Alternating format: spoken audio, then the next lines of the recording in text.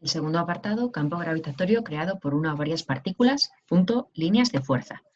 Vamos a encontrarlo en las páginas 11, 12 y 23 del libro. En primer lugar, decir que la página 10, aunque no está incluida y no entra en el examen, sí que sería importante echarle un vistazo porque explica cuál es el concepto de campo. Si entendemos lo que es el concepto de campo, podremos aplicárselo a lo que es el campo gravitatorio. Para pensar en el concepto de campo, lo más sencillo es pensar en un imán que tenemos aquí y en cómo reacciona cuando colocamos un clip. Nosotros no vemos que a su alrededor haya nada, pero cuando colocamos un clip lo suficientemente cerca, el clip resulta atraído. Esto significa que alrededor del imán se producen una serie de perturbaciones en el espacio que, aunque no podemos ver, sabemos que están ahí cuando colocamos un elemento metálico como un clip. Entonces, un campo sencillamente es una zona del espacio en la que hay algún tipo de perturbación. En el caso que nos ocupa, una perturbación de tipo gravitatorio creado por una masa. Bien, entonces, en la página 11 tenemos aquí la definición del campo gravitatorio. Región del espacio en la que se aprecia la perturbación provocada por la masa de un cuerpo. Para que se ponga de manifiesto es necesario introducir en el campo otro cuerpo con masa. De la misma manera que cuando teníamos el imán, si no colocábamos un clip, no sabíamos si era un imán o un trozo de madera pintado como un imán. Aquí, cuando tenemos una masa cualquiera, para que se aprecie que a su alrededor se está produciendo una perturbación, necesitaríamos colocar una segunda masa que se vería por ello atraída por la primera. La interacción que se origina es una fuerza de atracción gravitatoria entre el cuerpo que crea el campo, masa 1, y el que se introduce en él, masa 2. Y me diréis, sí, pero la masa 2 también crea un campo. Sí, pero bueno, vamos a considerar que el campo que nos interesa es el de la masa 1, ¿vale? Continuamos. Comenzamos este estudio calculando el campo gravitatorio creado por masas puntuales. Supondremos que él o los cuerpos que crean el campo son puntos que tienen una masa m, sin dimensiones, lo que veíamos antes del punto material, que las masas eran puntos a secas. Se puede aceptar esta aproximación cuando el tamaño de los cuerpos es mucho menor que el de la distancia entre ellos. Y nos pone el ejemplo de los planetas en su interacción con el Sol. Como la distancia entre ellos es enorme, el tamaño de sus radios, por muy grande que sea, queda muy pequeñito en comparación. ¿De acuerdo? Intensidad del campo gravitatorio en un punto. Campo creado por una masa puntual M mayúscula. Supongamos que en un punto del espacio existe un cuerpo de masa M. Vale, pues vamos a ponerle una masa M mayúscula generosa a esto de aquí. M. Ahora ya está. En otro punto, cuya posición viene definida por el vector R, existe otro cuerpo de masa M más pequeñita. Bueno, a ver, aquí como la M minúscula nos parece que tiene que ser más pequeñita, luego ya veremos. Entre ambos aparece una fuerza de atracción gravitatoria que ya conocemos, con su vectorcito, Fg es igual a menos G, mm, partido R cuadrado, con el vector unitario que nos ocupa. Bueno, más o menos. Entonces, ahí no hace falta que todavía digamos qué es cada una de esas cosas, porque lo vamos a hacer cuando lleguemos a esta parte, donde vamos a ver la fórmula del campo gravitatorio. Entonces llamamos, y ahora sí, intensidad del campo gravitatorio. Uy, qué feo es este, pensé que iba a subrayar. Bueno, en un punto G minúscula a la fuerza que una masa M ejerce sobre un cuerpo de masa unidad, ojo a lo de unidad, pinto en amarillo, colocado en ese punto. Es una magnitud vectorial. ¿Cuál es el valor? Pues entonces, fijaos bien. La G minúscula es igual a la fuerza gravitatoria por unidad de masa, lo que significa que si dividimos la fuerza gravitatoria menos gmm partido r cuadrado con su vectorcito entre la m minúscula, se nos van esta m con esta m y por lo tanto nos queda que el valor de la g gravitatoria es un vector con el menos gm partido r cuadrado con su vectorcito unidad. Esta es la fórmula que nos interesa, ¿vale? Entonces, ahora sí tendríamos que decir que es cada uno de los elementos, aunque ya lo hayamos dicho en el punto 1, porque estamos en el punto 2. Pero podemos tomar los datos del punto 1. La G es la constante de gravitación universal, 6,67 por 10 a la menos 11. La M, masa que crea el campo. Eso es muy importante, ya veremos luego cuando aparezcan los problemas que nos empezamos a liar. Y la R, atención al cambio que hay ahora. La R es la distancia entre la masa que crea el campo y el punto en el que estamos estudiando dicho campo, porque fijaos que en esta fórmula solo hay una masa. Y esta masa pequeñita nos ha desaparecido, ya que estamos estudiando el campo de una fuerza gravitatoria, que se considera la masa unidad por kilo. De ahí que el valor de la G se pueda medir en newton partido kilogramo, o lo que es lo mismo, fuerza partido masa, o en metro partido segundo cuadrado. ¿Por qué?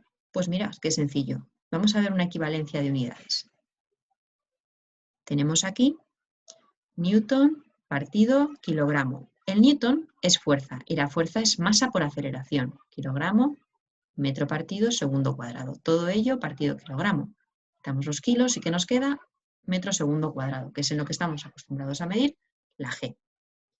Continuamos aquí y vemos que, voy a mover esto hacia aquí arriba, vemos que se mide eso en newton kilo o metro partido segundo. Ok.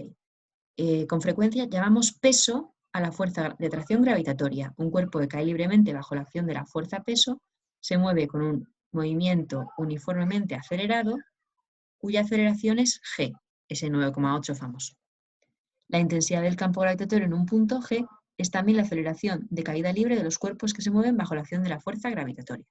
Podemos decir aquí que el peso es igual a m por g. Saldrá más veces, ¿de acuerdo? Bien, continuamos en la siguiente página, porque esto es muy interesante. Nos habla aquí del campo creado por una distribución de masas puntuales. Antes de que os asustéis, esto no hace falta saberlo, ¿vale? Es un lío de fórmula y no nos sirve para nada. Dice, supongamos que en una determinada región del espacio se aprecia el efecto de varios puntos materiales, de masa 1, masa 2, masa 3. Entonces, si cogemos un punto del espacio, la intensidad del campo gravitatorio creado por varias masas puntuales, en este punto, por ejemplo, P, es la suma vectorial, súper importante, de los campos que crearía cada una de estas masas si estuviese ella sola. ¿Qué significa eso? Pues muy sencillo. Vamos a ver luego cómo se dibujan las líneas de campo, pero de momento vamos a quedarnos con que se dibujan así. La masa 1 crearía un campo así, G1. La masa 2 así, G2. Y la masa 3 así, G3. El tema está en que, claro, en este punto, ¿qué valor tomo? ¿El de esta masa, el de esta o el de esta? Pues tengo que conseguir sumar esos tres valores. El problema es que al ser vectores que no están alineados, lo que tengo que hacer es descomponerlos en vectores, ¿de acuerdo? Por aquí, por aquí, por aquí, por aquí, por aquí y por aquí. No voy a entrar en este vídeo a hacerlo, pero tenemos que aprender a hallar el vector unitario.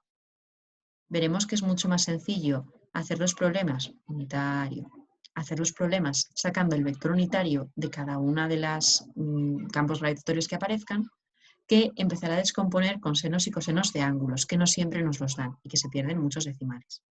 Entonces, de aquí prácticamente todo, excepto esta fórmula que ya os digo que no se usa. Simplemente es decir que todo se suma vectorialmente, pero es importante lo de la suma vectorial. ¿Cómo se dibuja el campo gravitatorio? A través de líneas de campo. Entonces, las líneas de campo. Las líneas de campo son líneas tangentes al vector intensidad de campo en cada punto. Esto lo sabemos así y punto porque es un poco lío. Entonces, se dibujan de tal manera que el número de líneas que atraviesan la unidad de superficie es proporcional a la intensidad del campo en el punto, lo que significa que si yo tengo aquí una masa muy grande, hacia ella van muchísimas líneas de campo y continuaría por aquí alrededor. Y si yo tengo una masa más pequeñita, pues dibujo menos líneas de campo para indicar que el campo creado por ella pues se altera menos el espacio, ¿no? Porque es más chiquitica. Entonces, si tenemos un campo creado por una única masa puntual, las líneas de campo tienen dirección radial y sentido hacia el cuerpo que crea el campo, o sea, este caso, y hacemos el dibujico. Si el campo está creado por dos masas, en la zona intermedia esas líneas se deforman, fijaos aquí, indicando que hay un punto en el cual el campo es nulo. Fijaos que en medio, si las masas son iguales, el punto será en medio de las dos masas, si las masas son iguales. Eso significa que si yo me pusiera aquí y esta masa tirara de mí y esta tirara de mí y las dos tiraran con la misma fuerza, pues claramente se anularía. En todo lo demás, pues esas dos masas pues van haciendo cada una su campo. Si una de las masas es menor que la otra, el punto se anula, el campo se anula en el punto más cercano, en un punto más cercano a la masa pequeña. ¿Por qué? Porque esta que es más grande tiene mayor influencia a mayor distancia, mientras que esta necesita que esté más cerquita. Importante, propiedades de las líneas de campo. No se pueden cruzar. ¿Por qué? Porque si yo cruzo una línea de campo con otra, eso significará que si yo aquí digo este valor y este otro valor, ¿cuál de los dos le doy? Si las dos líneas se cortan, ¿esta que valía 8 o esta que valía 3? Pues entonces por eso hay que hacer la suma vectorial. Entonces, si se cruzasen dos líneas de campo, en el punto de corte habría dos valores distintos, lo cual es imposible ya que por el principio de superposición, que vuelve a aparecer, la intensidad de campo tiene un valor único en cada punto. O sea, si yo me pongo aquí, eso significa que este me afecta y que este me afecta. Y ambos se combinan por el principio de superposición, dando lugar a un campo concreto, ¿vale? Esto es un dato interesante para los problemas que ya veremos cómo se hacen. Entonces es recomendable ver el vídeo de cómo hacer el vector unitario, ¿vale? Porque de verdad que si no, los problemas como que mal.